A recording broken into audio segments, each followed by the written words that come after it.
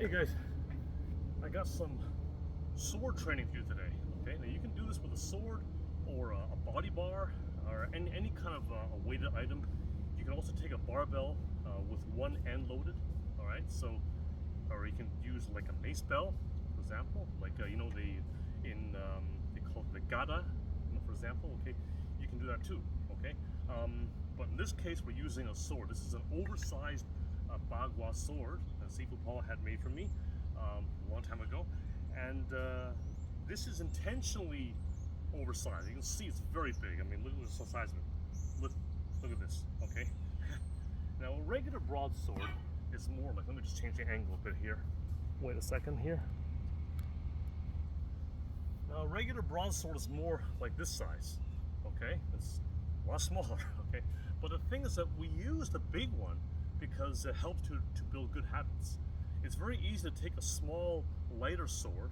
Okay, you have those flappy ones you see in wushu contests and things. It's very easy for someone who doesn't know what they're doing to take that and just whip it around with a hand only, okay, and not have any body behind it. But if you do that, I mean, yeah, you can do it if it's a really small one like this, or a, those ones that are made of tin foil, whatever. Okay, those really flappy ones. Okay, but if you have a big solid sword, you can't do it. All right. So not only will you might strain your wrists, but you're not going to have the same power in your strikes. Okay, you need to put your whole body behind it, and that's where we use the oversized sword. Okay, so here, now we don't have much of a choice. We have to use the whole body in the sword. Okay, now the thing with the sword training is that not only are there combative applications for it, but I think in terms of overall fitness and conditioning and strength, it's tremendous for that. All right, you have these big swords. It weighs a bit. This is probably between 15 and 20 pounds. It's a big one. Okay, and the only way that you can actually use it is by using the entire body, right? And you'll get tremendous strength, health, fitness benefits in the meantime.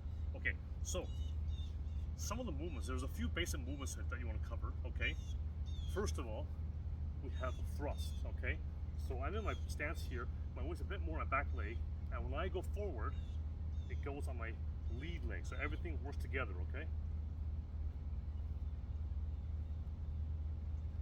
There we go. See? So the whole body.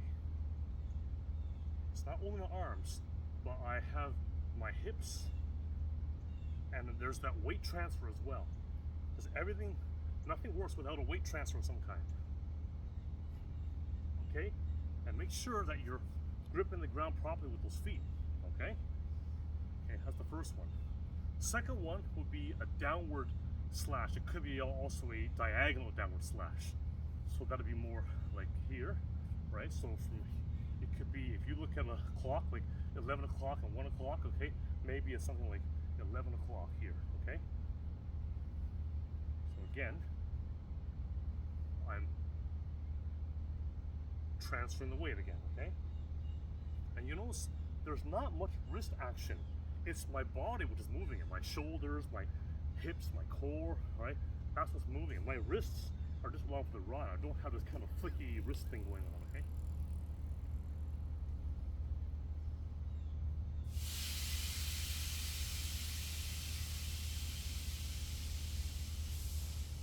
There we go, see? And you can take it down as far as you want to, but ideally you wouldn't go maybe, well, probably about waist height maybe. Stop around there. Okay. Okay. All right. And then the third one would be a sideways cut. And this is where sometimes you may have to do what we call a helicopter, because you have to spin around and go the other side. Okay. Not always. Okay. But in this drill, and in order to get a lot of fitness benefit out of it, it helps to do the helicopter. Okay. So what is a helicopter? Okay. First, if I'm going to this side here, right, I come around, there's the helicopter, and I kind of cross my hands over it because, because I have both hands on this thing, right? Then from here, I go around the other way, back that way, okay? So here, one, here, two, like that, okay? Okay.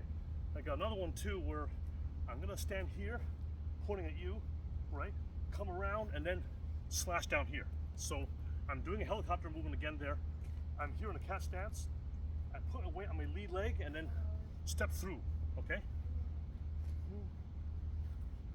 There we go. That's one more time. All right. Yeah, so you can do those movements like just like any other exercise, like for sets and reps, like 3 sets of 10 reps or whatever. Okay, and doing that, you're gonna see it gives you a tremendous whole body workout. Okay, because your legs, your hips, your waist, and your core, your shoulders, everything's working as one unit. Okay.